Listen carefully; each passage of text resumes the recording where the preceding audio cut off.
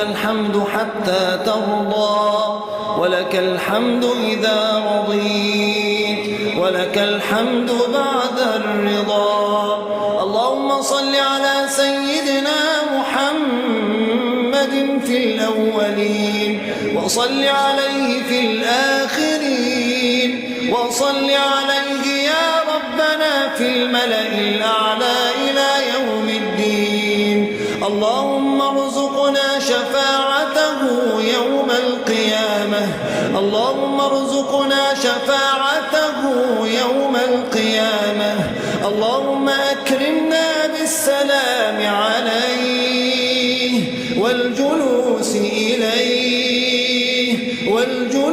إليه وتقبيل يديه.